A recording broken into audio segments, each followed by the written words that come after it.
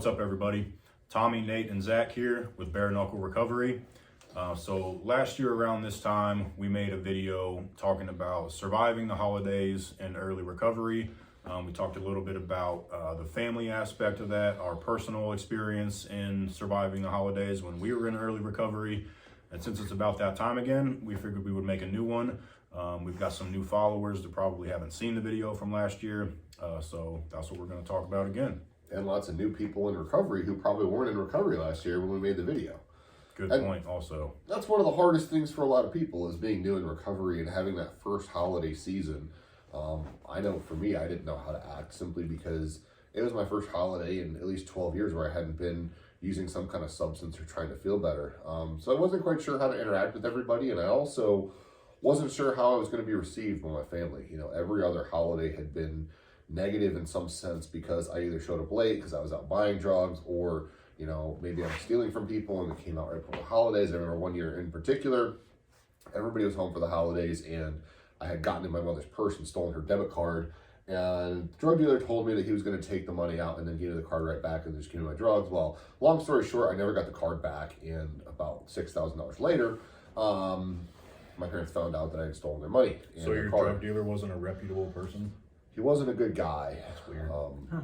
I thought different, but it was the spirit of giving, and I didn't expect to give that much, but I gave more than I thought I was going to give, and more it was like it was taken. But so, you know, it's one of those things where a lot of us aren't sure how to interact with our family because there's been so many other negative experiences, and we're worried about, do people trust us again? And likely they're not going to trust us, but that's really okay. You know, we don't get to tell people when they have to forgive us or when they have to start trusting us again. So the most important thing a lot of times is surrounding ourselves with as much support as possible, making sure we're hitting more meetings, make sure we're reaching out to our sober social support, really blanketing ourselves in those things that help us stay on the right path, because it's easy to get stressed out, and stress is one of the biggest factors when we're talking about relapse, right? Yeah, absolutely.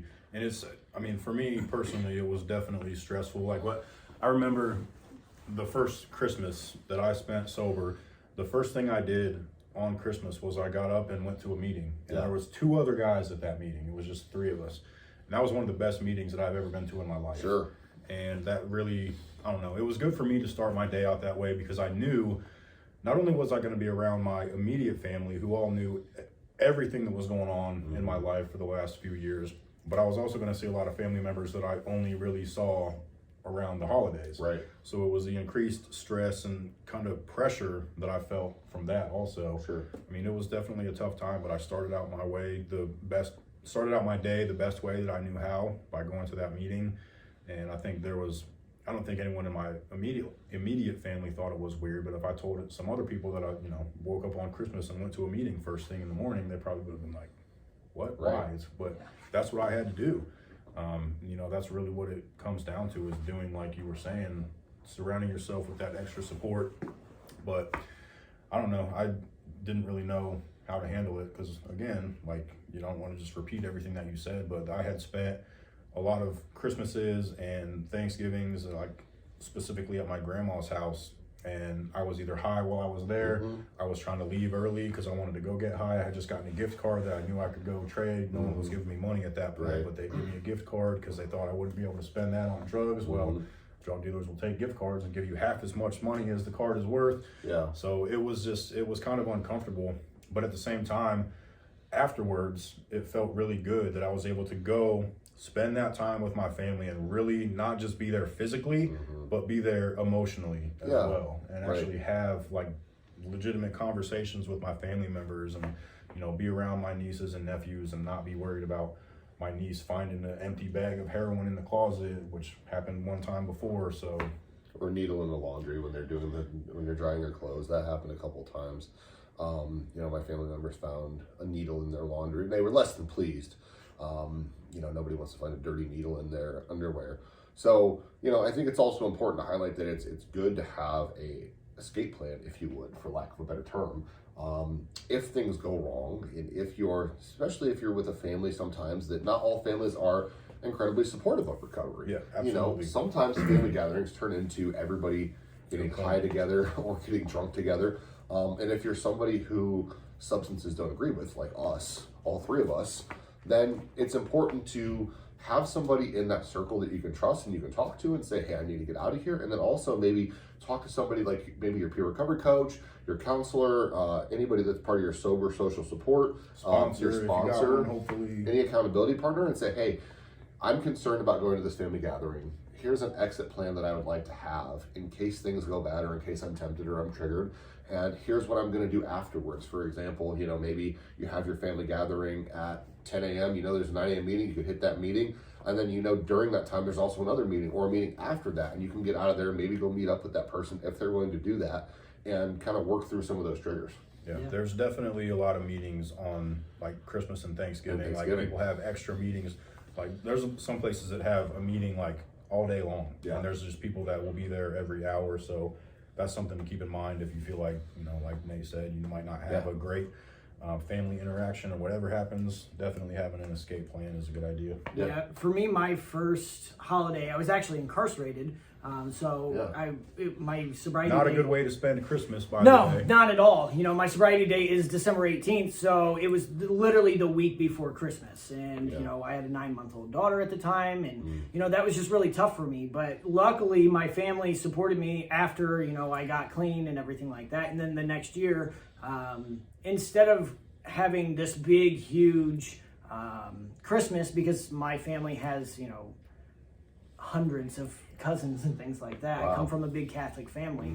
So our biggest thing was like my family didn't want to just throw me back in there. So we actually held a separate Christmas and Thanksgiving with just my immediate family to make sure that I felt comfortable and that I wasn't around things or anything like that. So having that plan, because that was our plan. Sure. And if I was feeling triggered or anything like that, I could at least know that the people that I was in that immediate room with, like, actually knew what I was going through and loved who I was and who I was becoming.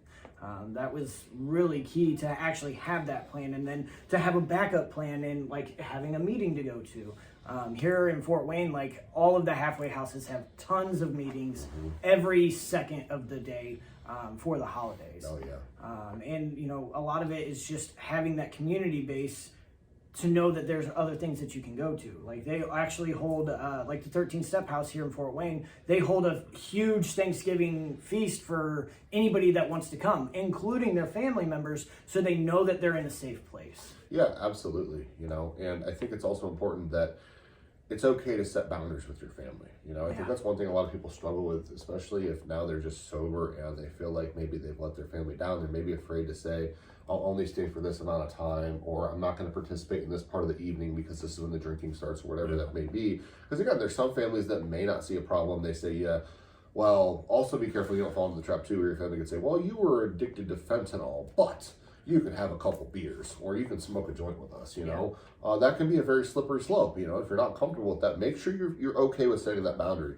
And it really comes back to having that good, sober social support, those people you can lean on, those people you can bounce ideas off of, because, I had never had a sober Christmas, but my sponsor had. I had never had a sober Thanksgiving, but my sponsor had, and the people in the rooms of AA, NA, Celebrate Recovery, Smart Recovery, Buddhist Recovery, Refuge Recovery, whatever it is, they've been through those, especially if they have some time. So it's important that you have that dialogue with those people and bring it up and get advice from people that you can lean on, people that you can trust. Absolutely. Yeah, I remember my first one with my family because my addiction got in the way, so I just wasn't going, or I wasn't invited because nobody wanted me around. So even after having that year of sobriety and then going to my family's Christmas and everything like that was still very nerve-wracking to me, not knowing what I was going to do or how people were going to react to me because I wasn't coming around my family. Right. But having that backup plan was just like so important for me. Yeah. And it's important not to overcommit and overextend yourself as far as commitments and going to things. Like I said, it's okay to have a limit and not to go to certain events and to put, say, I'm going to go to this at this time, but not at this time. Also, don't feel bad, too, if you're in a tough financial situation, as most people are early recovery, or sometimes even in later recovery. There's a lot of fallout from our use, our active use, right? Where we have unpaid court fees, we have things in collections. I know certainly my credit was a mess. I didn't have much money. Do what you can as far as gifts, but don't feel bad if you can't give people a brand new Xbox for Christmas. You don't have to overdo it with gifts. Honestly, the people who love and care about you the most don't care about the gifts. They care about you being happy, healthy, sober, and being around them. And that's really the best gift you can give them, is continuing to protect your sobriety and your recovery, which has got to be number one on top of the list. So, don't put pressure on yourself to put out some big thing. And also, stay away from big apologies to the whole family, or making promises, or making lots of promises that, I'm never going to use again, and just stuff like that. It doesn't have to be a big production. I know in the holiday movies, there's always this magic moment, but you don't have to create a magic moment. Let things happen organically. Let it be authentic. Just be yourself. Do the best you can, and get through it the best you can. And if you need help, reach out. Yep. Now, let's talk about the other side of it. Zach, you had just mentioned that there was a few holidays that you weren't invited to. Correct. When you talked about, Nate, you talked about setting boundaries with your family as far as, I'm not going to be here for this part of the evening, or I'm not going to attend this event, or whatever that may be. So the family aspect of that then is, if you're the family member and you've got a loved one that's struggling and they're not really trying to get help and they're not trying to improve their situation or anything like that, it's okay for you to set boundaries with them as well. Absolutely. There were multiple occasions that my family get-togethers, they didn't want me there, and for good reason. I had earned the lack of trust and everything like that I got from my family. I earned every ounce of that. Right. And so, when I actually got sober and realized that, I didn't have any resentments or anything towards them, because they were just doing, the best that they could, doing what, they didn't really know what to do, but they did know that if I showed up, there may be problems. Someone's debit card's getting stolen, someone's Christmas gift card is getting stolen, or whatever that was. So, it's okay to set boundaries with your loved ones as well. If they're the ones that are struggling and not trying to get help, you don't have to let them. I know this is hard to hear, I'm sure, and I know it's even harder to do, but you don't have to let them come be at your house for that day, because God forbid something happens and then it happens in your house. That's not how you're going to want to spend your Christmas or your Thanksgiving or New Year's or anything like that either. So for the families, it's okay for you guys to set boundaries with your loved ones as well. Yeah, it's okay to not invite people. Yeah, for me, I was very thankful that my family actually went out of their way to have a smaller family, like a smaller family get together with just my immediate family. They did that on their own to help me. It wasn't that they didn't want me to go to the family Christmas or anything like that. It was strictly that they knew that I may not be mentally or emotionally ready for that. Right. Yeah. And as somebody in a recovery, it's okay if your family tells you they don't want you there. Yeah. You have to accept their boundaries as well. Absolutely. A lot of times we put ourselves in those positions, and we have to accept them for what they are and move forward, because again, the only thing we can control is our own action, our own attitudes, So let's be grateful for our recovery.